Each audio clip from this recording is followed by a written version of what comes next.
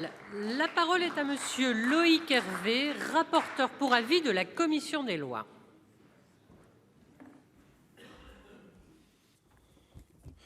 Madame la présidente, madame la ministre, chers collègues, la commission des lois n'a pas jugé utile cette année de s'opposer à l'adoption des crédits ouverts au titre de la mission « Relations avec les collectivités territoriales », bien que la diminution de ces crédits étant essentiellement due à des mesures de périmètre.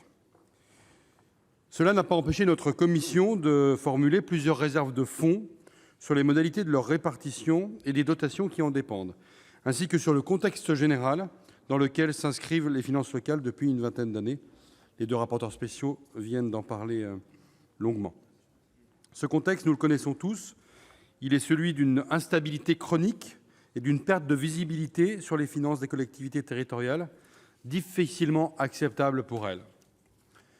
Il est par exemple permis de douter, en ce qui concerne la suppression de la taxe d'habitation, de la sincérité d'une compensation à l'euro près, que l'on nous a déjà promise par le passé et qui n'a jamais été qu'un supplétif temporaire à une baisse de ressources pour les collectivités.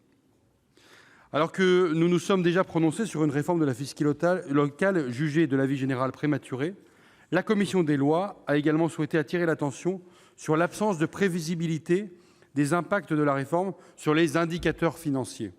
Certes, ces impacts seront progressivement connus, mais comment se fait-il qu'ils ne soient évalués qu'après l'adoption de la réforme ?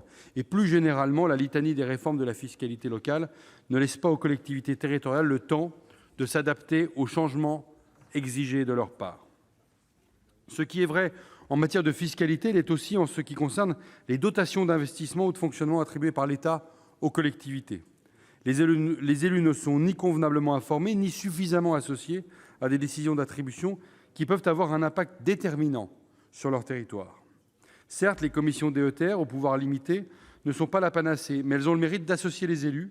Il semble de bon sens d'en généraliser la pratique pour d'autres dotations. La commission des lois vous présentera des amendements tendant à mieux intégrer les élus aux décisions relatives à la DSIL, l'attribution d'une part significative de la DSIL au niveau départemental et la création d'une commission départementale des investissements locaux chargée de rendre des avis sur les décisions de subventionnement permettrait de rapprocher ces dernières des besoins réels du terrain.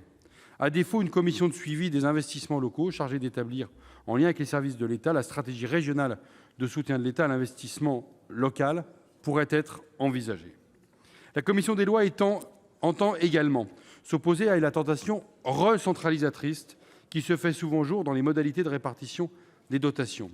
Elle s'était déjà attachée à montrer l'année dernière comment les 20 dernières années avaient abouti à une recentralisation méthodique dans l'attribution des dotations d'investissement. Enfin, la commission des lois a entendu apporter une solution à un problème récurrent en adoptant un amendement important sur le coefficient d'intégration fiscale et la dotation d'intercommunalité dont les modalités de répartition ont une incidence directe sur l'organisation institutionnelle du bloc communal. À l'issue de l'examen de la mission RCT, la commission des lois a donné un avis favorable à l'adoption des crédits et a adopté 9 amendements sur les articles rattachés. Je vous remercie.